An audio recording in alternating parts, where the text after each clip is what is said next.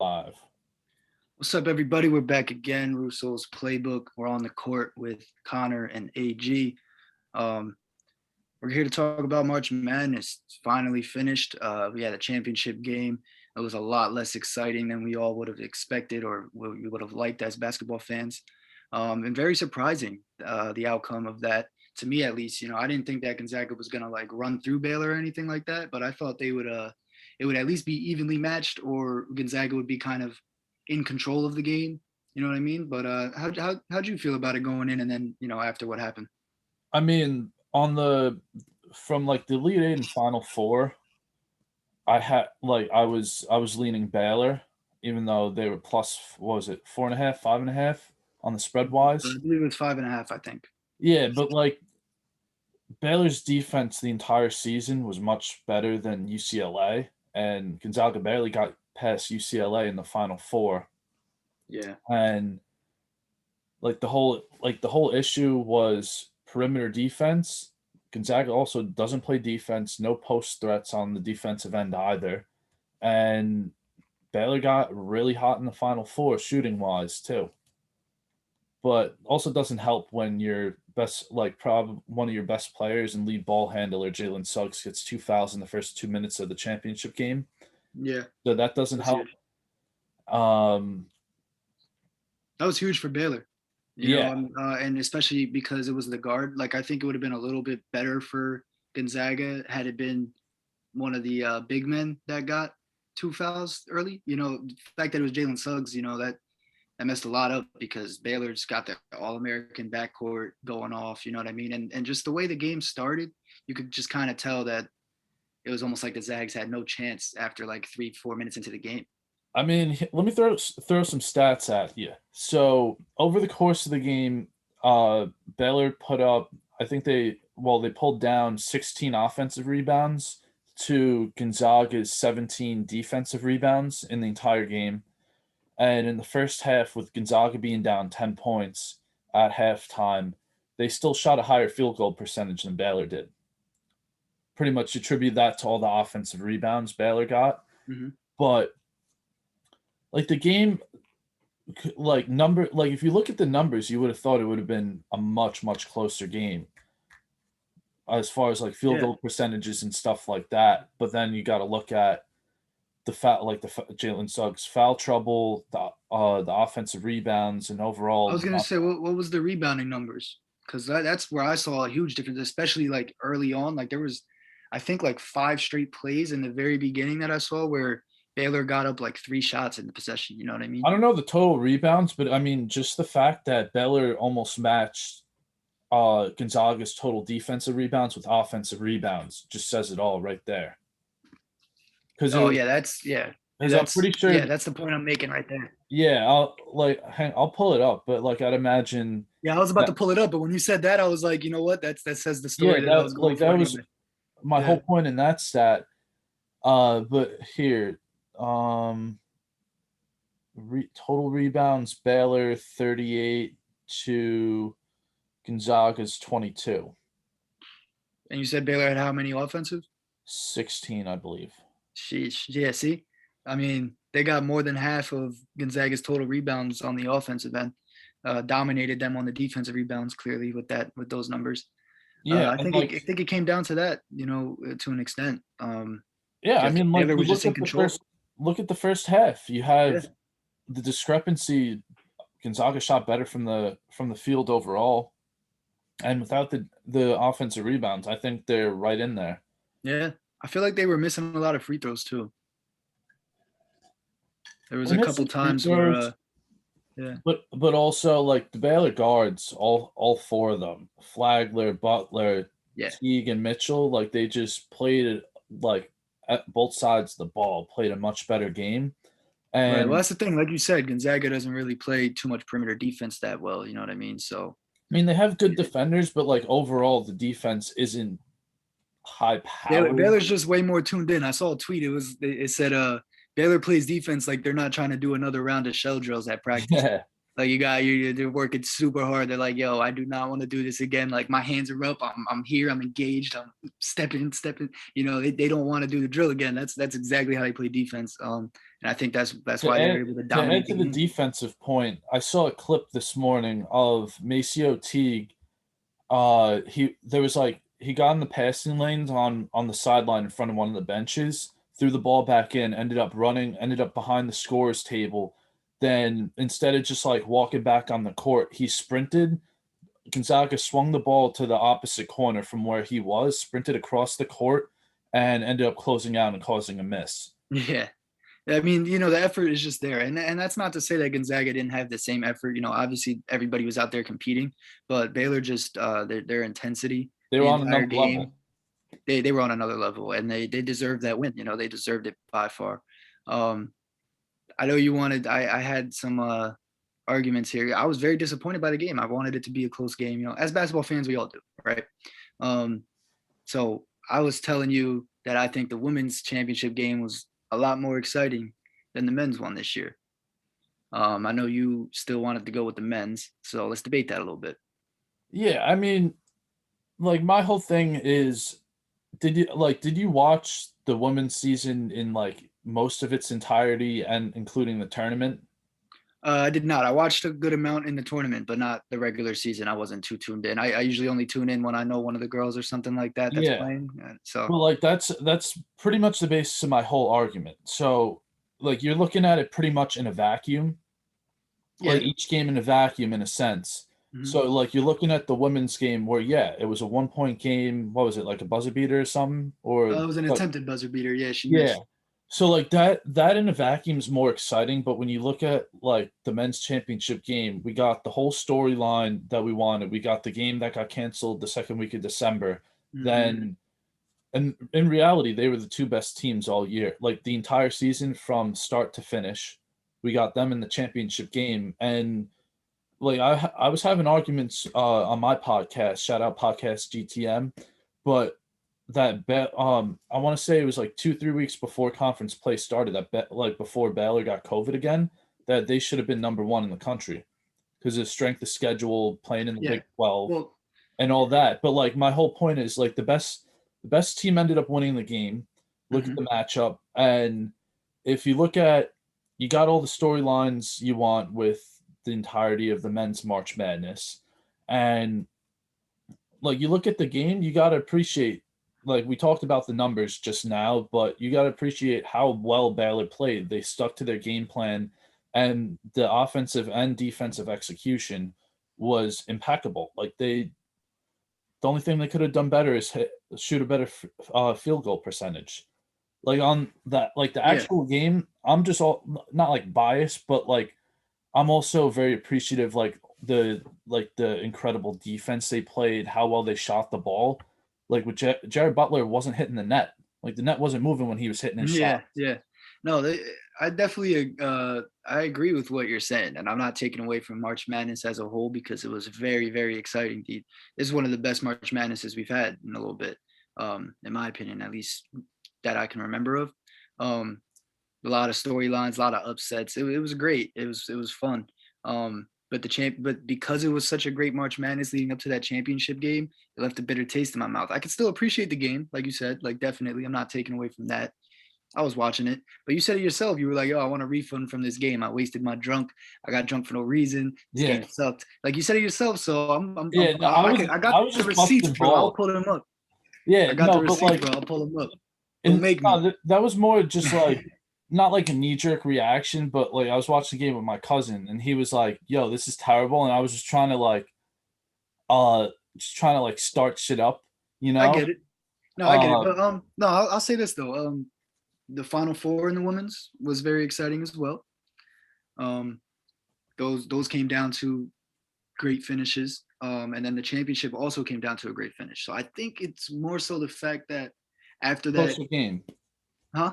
the closer games. Yeah, and it was exciting to watch. I mean, those women are competing just as hard. You know what I mean? But that's kind of where the basis of my argument is. Is as a basketball fan, I wanted to see a really good back and forth, exciting game. Like we obviously got Yeah. the storylines we were looking for and everything, but the game didn't match up with that storyline that we had heading into it. You know what I mean? It's kind of a bust. Yeah. So that's Like why it I was a went. That's bust why I in a went women's. it was a bust in a sense, but like every time during the men's game when it looked like Gonzaga, like, all right, Kispert hit a three, got a layup, got a stop, then got another layup. You're thinking like, all right, this is when Gonzaga makes the run. Then one of the Baylor guards drills a three, or Maceo Teague was hitting one of those pull ups from like uh right behind the Yeah. free throw line. No, it was yeah, it wasn't a horrible game. Like Gonzaga was getting themselves in the game, like you said, and then Baylor was Like answering they and were keeping there, but control. Baylor was just too dominant. Yeah, yeah. No, I'm not. Yeah, I'm not saying it was like a bad game. You know what I mean? That's not what I'm getting at. But when it comes down to the ending of how the tournaments ended, it's like I would have watched. I would have watched if I had to. If they were at the same time and I knew what was going to happen, I would have watched the women's game over the men's because it was at least back and forth and super exciting throughout the game. You know what I mean? Yeah, but just like I get where you're coming from though, for yeah, sure. here's a question for you. So like my cousin was saying like his immediate reaction was that UCLA would have had a better game if they made it to the national championship against Baylor. What do you think about that? Or just like here's like my take. Like I don't like Gonzaga beat them, and I don't like Baylor plays like the same style UCLA does, but does it so much better. Kind of similar like to the Houston game in the Final Four, Baylor Houston. I wouldn't rather another team. I would rather Gonzaga because I don't think anyone like I think the game would have been a wider margin if it was anybody else. No, I agree. It was yeah, it would have been way worse if it was other people. I don't think that UCLA would have put up a better fight. Baylor was super elite. Baylor was just a lot better. I mean, UCLA almost got it done against Gonzaga too. So I mean, that's not to say that they wouldn't have they might not have got blown out worse or anything like that, but I don't think they would have made it much closer. I think Gonzaga was the best matchup. Like you said, it was the perfect matchup. It was the storyline matchup we wanted. You know what I mean? And like the best two teams played in the last game. Yeah, and you can't ask for anything more than that. As a college basketball fan, all year we thought they were the best two teams, and they were. They proved it. So, nonetheless, man, great season to Baylor. Congrats to them. They did their thing. But you got anything else for the championship game? Nah, nothing else championship game wise. And then we got some early offseason news with some coaching changes, right? If you want to just run through the Yeah, I list real mean, quick. just real quick. I mean, we had some of that, like some of the coaching carousel happened before even the Final Four. Had like the first move was Yeah, Shaka Smart leaving Texas. He went, and then it was announced like pretty soon after he's taking the job at Marquette. that one surprised me. I I feel mean, like Shaka was building something there, low key. he I was get in it a though. way, but he was like if they didn't win the Big 12 championship this season, he would have gotten fired. So I think that it's kind of like in like the business world or like anywhere where you quit your job before you get fired type of thing. Yeah, Because yeah, it's a smart career choice for him. that and also And I'm the sure he's disappointed that he had to make that choice. well, yeah, he don't like you don't want to leave a Power Five school, but also like you just real quick, like you look at the Well, team. and the team that he just built them up too. You know, I mean, they were 3 seed this year. He built them up. I mean, they took that L though. That was big. So I don't know. Think they might have Yeah, fired him anyway and this it's year. like the all the star players. Greg Brown, the five-star recruit, he's leaving after 1 year. Jericho Sims is probably gone. He's getting some lottery looks. Yeah, And then so they it had makes a sense. couple seniors. Yeah, it So makes I sense. think that team's toast, and I don't necessarily think he's the greatest recruiter Hmm. for such a large school, but I think it's a good move. I think he's a better coach in like a smaller conference like the Big East or when he was with VCU. We had Lon Kruger coach Oklahoma retire, and then a couple days ago announced Loyola Chicago coach Porter Moser took the job at OU, and it was I think Denzel Valentine. Remember him from Michigan State? Yeah. His brother was an assistant under Porter Moser and took the job at Loyola Chicago. Oh, So he nice. got he got the job there. Nice little tidbit in there. Who else? Roy Williams. That was the Yep. biggest news. Big Roy's he's Yeah, done Roy Williams. coaching. Shout out to the GOAT. Yeah, his Hall of Fame coaching career Shout is out to the over, GOAT. and we got Hubert. What's his name? Hubert Williams, one of the assistants.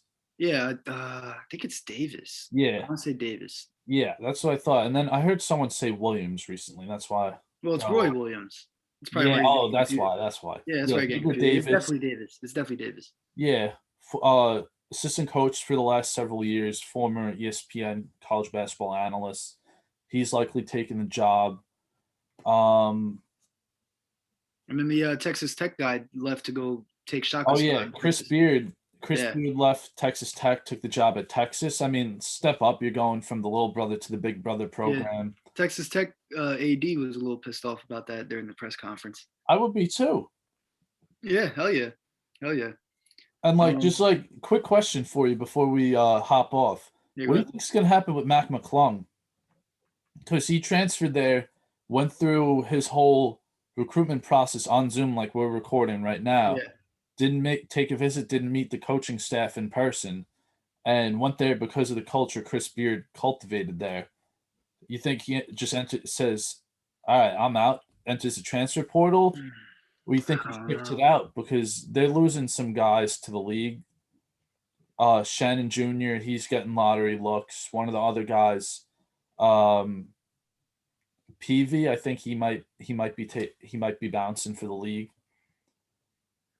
It's a tough one. I'm not sure. It really depends on if he thinks that the culture is gonna stay. Because you say he went there for the culture that the coach provided and built.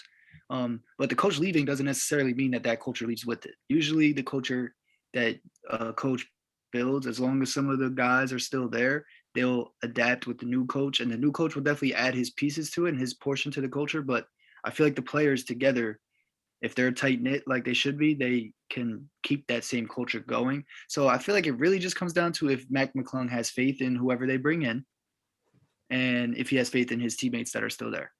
I I think agree with that's that what you would have 100%. to. If I'm in his shoes, yeah, if I'm in his shoes, that's what I'm basing my decision off of. Also, like, wild thought here, but would you like to see Mac McClung in a Duke uniform? Fit in that Duke, like the hated white guy in the Yeah, Duke I was uniform mold. gonna say it works. It would be It interesting. definitely. Oh, you cut off for a second. I didn't see it. I don't know if you said something besides No, I was the. just saying it would be like it's an interesting thing to think about, and it would make the Duke team cool because they got a couple top 10 recruits coming in, Pablo Bonchero, Mhm. and they got Wendell Moore returning, Matthew Hurt may or may not return. Like they'll have a reloaded roster again next year. Yeah, that's interesting. That's interesting. I think Duke would definitely benefit from that. They would take him. Well, obviously, they'll benefit, but like you said, it just fits the mold of Duke having that guy. They need that Mac McClung guy. You know what I mean? The Grayson Allen type and whatnot. He like he's not the guy you hate like a Leitner, JJ Redick when he was at Duke or Or Grayson Grayson. Allen, Yeah. but like he has the fiery passion for the game and fits Right. like the mold. Like Yeah. kind of undersized white kid who could score, just a fiery passion for the game, and you know he's going to give you problems if you're the Right. other And team. putting him in a Duke uniform might make him turn into a villain. Like that Yep. might be the thing Coach K does. Coach K might be like, "Hey, you're my villain this year. Like I need you," and he might do that with Mac. You know what I mean? Maybe it's not the players because JJ Redick's very loved in the NBA. So we shall see. But I think that's interesting. Mac McClung in a Duke uniform, huh?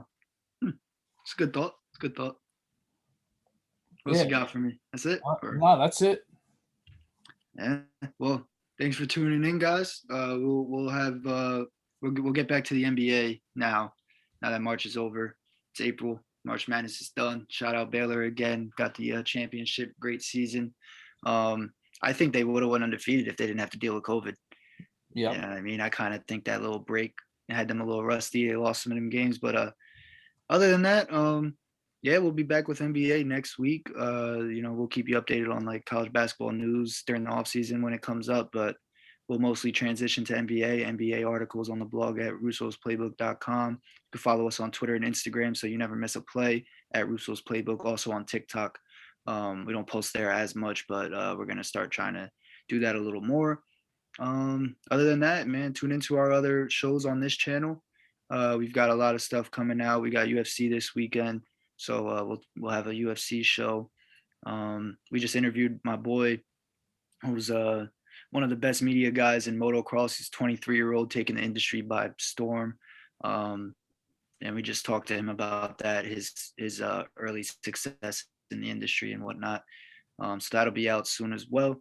But yeah, other than that, tap into Connor's podcast as well, Podcast GTM on Twitter, I believe, right? That's Yep. what it's called Yes, sir. on Twitter.